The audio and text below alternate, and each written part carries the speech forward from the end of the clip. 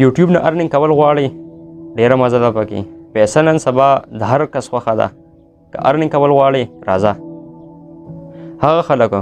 کم چې ارنینګ کول غواړي خو هغوی دې د ویډیو ګوري زما د سیریز دې ګوري خو هغه خلک کم چې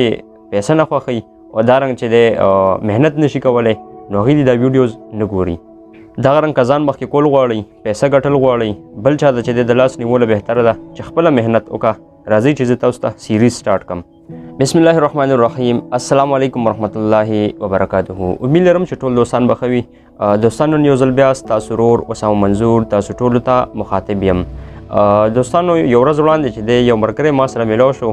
خو په لاره کې د سلام کلام نه بعد راته وایي چې اسامه وایي ته خو به نن سبا ډېر کوره کې ما ورته ویل هغه څنګه وروره نو راته وایي چې انلاین ارنینګ هم کې یوټیوب چینل هم چلی او مړه مزید دي وایي او کاروبار وغیره ما ورته ویل الحمدلله وخت یې تېرېږي او په دې شیزونو باندې انلاین کار باندې چې دی خصوصا ځان له چې دی موټیویشن هم ورکوم ځان موټیویټ کوم په دې شیزونو باندې نو راته وایي څومره ارنینګ دی د یوټیوب نه کړی دی ما ورته ویل چې یاره راته وایي چې مخکې خو دی هم یوټیوب چینل و ما ته ویل چې بالکل و اسلامیک چینل و خو د څه وجوهات د وجې نه چې دی هغه زما ډیمونیټایزډ شو نو په انشاءالله زه به تاسو ته د یوټیوب په یو سیریز کې به تاسو ته ښیم چې هغه ولې ډیمونیټایز شوی او بیا راته ویل نو نن سبا څه کې ما ته ویل چې را فی الحال چې دی همدا یوټیوب چینل دی خو په دې باندې لا ارنینګ نشته دی او انشاءالله یو ټایم به داسې راځي چې ارنینګ به پرې سټارټ کېږي نو بیا راته ویل چې را اسامه بوی ما هم چې دی دا رنګ دوه درې یوټیوب چینل مې جوړ کړي او په هغې کې چې دی ما ته به کاپي رایټ راتلو ډېر گفتگو مې وشوه بهرحال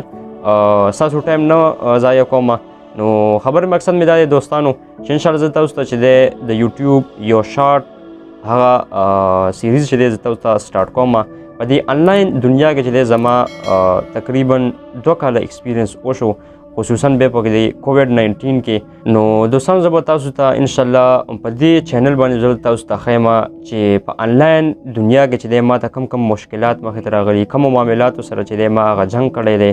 او دارنګ چې دی د یوټیوب له طرف نه هغه دمکیانې هم راته میلو شوي دي د هغه دمکیانې نه دي کوم چې زموږ د پښتنو هغه دمکیانې دي هغه دمکیانې نه وي بلکې یو سټرایک ته درکوي چې کوم د یوټیوب د پالیسي خلاف ورزي څوک کوي نو هغې ته چې دی یو سټرایک ویلی کېږي کاپي رایټ ویلی کېږي نو هغه دمکیانې هم راکړی شوي دي نو انشاءالله زه به تاسو ته په دې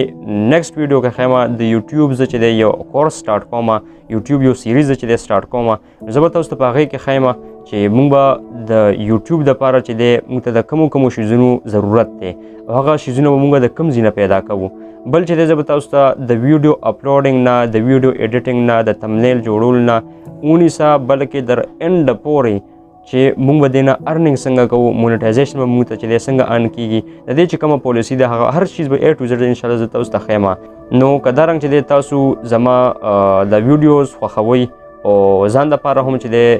یوټیوب چینل چې دی سټارټ کوئ او دا رنګ ارنینګ کول غواړئ نو زما دا ویډیوز چې دی لازمي وګورئ دا چې کوم سیریز را روان دی نو انشاءالله ما ته به ترې نه هم موټیویشن میلاویږي او تاسو به ترې نه هم دا رنګ فایده اخلئ نو زما سره اوسئ